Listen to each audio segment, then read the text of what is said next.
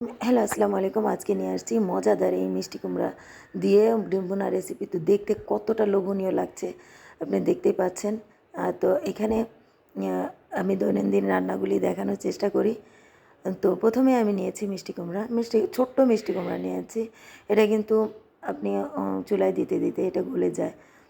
তো আমি প্রথমে নিয়েছি এইটা মিষ্টি কুমড়াগুলিকে কেটে নি কেটে নিয়েছি এইভাবে, যেভাবে ইচ্ছা আপনি কাটতে পারেন।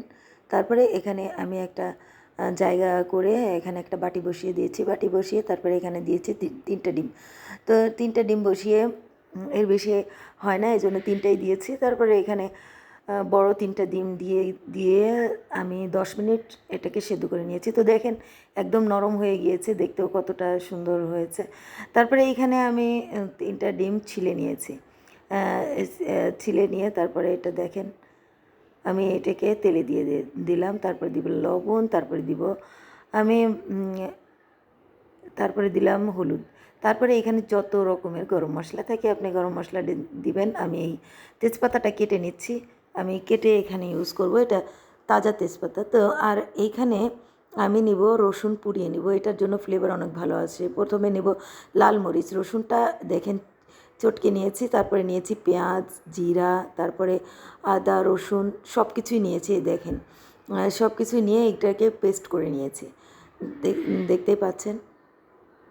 তারপরে এখানে আমি ঢেলে দেবো এটাকে। তারপরে দিব ধনে গুঁড়া, হলুদ গুঁড়া।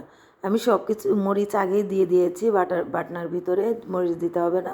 তো আমি এই ডিমটা আগে ভুনে নেব। আপনি চাইলে ডিমটা আগে থেকে ভেজে তাওয়া থেকে উঠিয়ে নিয়ে মশলাগুলি ভুনতে পারেন। আমি আলাদাভাবে একভাবে ভুনেছি, তারপরে নিয়েছি। এইখানে আমি মিষ্টি কুমড়াটা ভুনে নেব।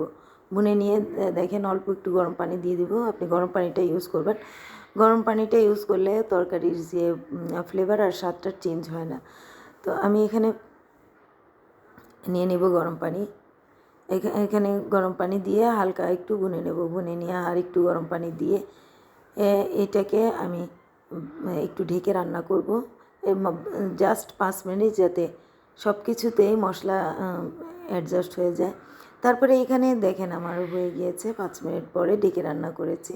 এই পর্যায়ে আপনি আরও গরম মশলা দিতে পারেন, আমি দিই নাই, যাতে গন্ধটা, গরম মশলা বেশি হলে গন্ধ ভালো লাগে না। তা ধনেপাতা দিতে পারেন যারা ধনেপাতা খায়। দেখেন কতটা লোভনীয় লাগছে।